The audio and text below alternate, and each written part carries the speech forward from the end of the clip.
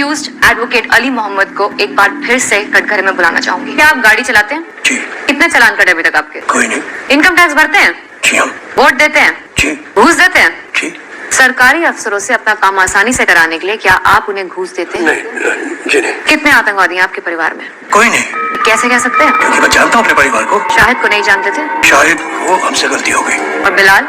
बिलाल ने तो कुछ नहीं किया। ये अभी तक प्रूव नहीं हुआ है, अभी तक जो उन पे चार्जेस है वो रद्द नहीं हुए हैं। आफ्ताब मोहम्मद का बेटा?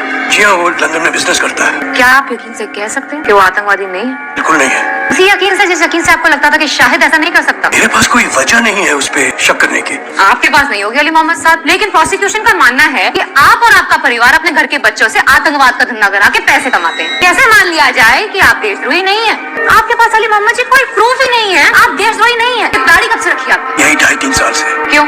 क्या आपने कभी नहीं सोचा कि एक आम देश प्रेमी कैसे फर्क करेगा दाढ़ी वाले अली मोहम्मद में और दाढ़ी वाले उस सीरियन, इराकी, अफगानी, पाकिस्तानी, कश्मीरी टेररिस्ट में जिसकी फोटो आए दिन अखबार में छपती रहती है? कैसे हमें पता चलेगा कि वो खराब मुसलमान है और आप अच्छे मुसलमान हैं? अली मोहम्मद जी, आपका भतीजा जो आपके साथ आप ही के घर में रहता था, उसने दहशतगर्दों के साथ मिलकर 16 लोगों की जानें ले ली हैं। आपका भाई बिलाल मोहम्मद पे आरोप है इस साजिश में शामिल होने का, आप पर भी आरोप है इस साजिश में शामिल होने का। कैसे साबित करेंगे आप कि आप एक अच्छे मुसलमान हैं? बताइए। जब कुरान पढ़ा था तो पता चला था कि कयामत के दिन अल्लाह मुझसे यह सवाल पूछेगा कि मैं एक अच्छा मुसलमान था या नहीं, और वो फैसला करेगा। सिर्फ वो। कोशिश तो पूरी की थी कि एक अच्छा मुसलमान बनूं, पर कहीं गलतियां हो जाती हैं। संतोष आनंद जी ने 92 की जिस मीटिंग की बात की जिसके तहत मुझ पर कम्युनल हार्मनी डिस्टर्ब करने के एक्यूजेशंस लगाए गए हैं, जैसा जो कुछ भी बना इस जिंदगी में इस मुल्क ने बनाया। अब्दुल हमीद से भी मुतासिर हुआ, गांधी से भी हुआ और मदर टेरेसा से भी हुआ। मुसलमान होने के फायदे भी हुए इस मुल्क में और कभी कभी शक की नजर से भी देखा गया है, पर दफन उसी कब्रिस्तान में होना है जो मेरे घर से 200 मीटर दूर है। पब्लिक प्रोसिक्यूटर साहब ने कहा कि वो मुसलमानों का सम्मान करते हैं और उनका स्वागत करते हैं। मेरे घर में मेरा स्वागत करने का हक उन्हें किसने दिया? मेरा भी उतना ही घर है जितना कि आपका। अगर आपको शक है मेरी वफादारी पर तो चाहिए आप पता कीजिए कि क्यों शक है आपको। अगर आपको फर्क नहीं करना आता शाहिद में और मुराद अली में तो आप पता कीजिए कि ऐसा क्यों है। और अगर आप मेरी दाढ़ी और उसामा बिन लादेन की दाढ़ी में फर्क नहीं कर पा रहे तो भी मुझे हक है मेरी सुन्नत निभाने का। गले लगा के सवाल पूछेगा, कलेजा निकाल के हाथ में रख दूंगा। उंगली उठा के पूछेगा ना तो याद रखिएगा मेरी जवाबदारी आपसे नहीं है, अपनी ईमान से है, अपने मुल्क से है। माय लॉर्ड, अब मैं इन्वेस्टिगेटिंग ऑफिसर दानिश जावेद को एग्जामिन करना चाहूंगी। प्रोसिक्यूशन ने अक्यूज्ड बिलाल मोहम्मद के जो फोन कॉल्स के रिकॉर्ड सबमिट किए हैं, 300 फोन कॉल्स पाकिस्तान से हैं। क्या आप ये बता सकते हैं ये फोन कॉल्स किस टेररिस्ट ऑर्गेनाइजेशन से आए हैं? We don't know yet, but we've sent a request to the government of Pakistan and our own intelligence. क्या ये नंबर्स किसी इंडियन एजेंसी के अलर्ट लिस्ट पे हैं?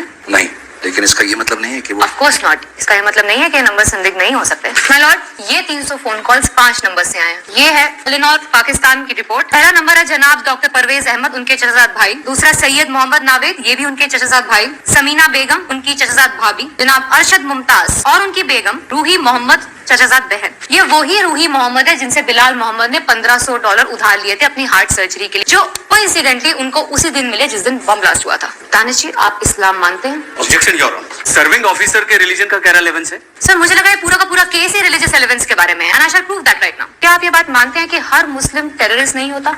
जी। और क्या हर टेररिस्ट मुस्लिम होता है? जी, कम से कम तक मेरे एक्सपीरियंस में ऐसा ही है। टेररिज्म की डेफिनेशन क्या है दानिश जी? ऑब्जेक्शन योर ऑनर, अदालत में क्या अब आतंकवाद की परिभाषा लिखी जानी है? The unlawful use of violence or intimidation, especially against civilians, in the pursuit of political social aims. That's the definition of terrorism. राजनीतिक या सामाजिक उद्देश्य के लिए हिंसा का प्रयोग, विशेषकर आम जनता के विरुद्ध।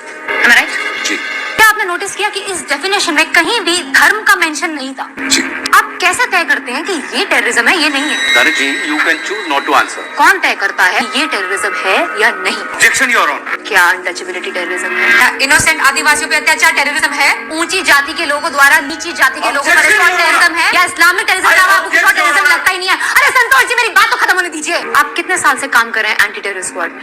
I strongly object your honor. करीब 10 साल से। और कितने मुस्लिम हैं आपकी टीम में? I strongly object your honor. Enough Aarti ji, अब इस बात का कोई रेलेवेंस नहीं है। माय लॉर्ड, इस केस में अक्यूज्ड और उनकी पूरी फैमिली के नामों तक का हिस्टोरिकल एंड माइथोलॉजिकल सिग्निफिकेंस था, तो ठीक है, गो ऑन, मुद्दे पे आइए जल्दी। Thank you sir. आपकी टीम में कितने मुसलमान हैं? बहुत ज्यादा नहीं, कम है। क्यों? क्योंकि आपके ज्यादातर टारगेट्स मुस्लिम होते हैं। जी। तो कभी ऐसा हुआ हीट ऑफ द मोमेंट आपकी टीम भूल गई हो कि आप खुद मुसलमान हैं और कोई एंटी मुस्लिम बात कहती हो आपको? मुझे याद याद नहीं कि कभी नहीं। शायद वो, but in the heat of the moment, sometimes. Right, ऐसा कभी भी आपको लगा कि ये कुछ लोग पूरी कौम का नाम खराब कर रहे हैं? हर दफा। That's the point, my man. Investigating officer of this case Danish Javed जो खुद एक मुसलमान है, इस बात से प्रेजुडिस है कुछ लोग पूरी कौम का नाम खराब कर रहे हैं और उनका एजेंडा इस केस से ये साबित करने का है कि ऐसा एग्जांपल सेट करे कि आगे जाके किसी भी परिवार से कोई शाहिद ना निकले। राइट और रॉन्ग, यस और नो, क्या ये बात सच नहीं है? क्या आप उसको गिरफ्तार कर सकते थे? यस और नो ऑफिसर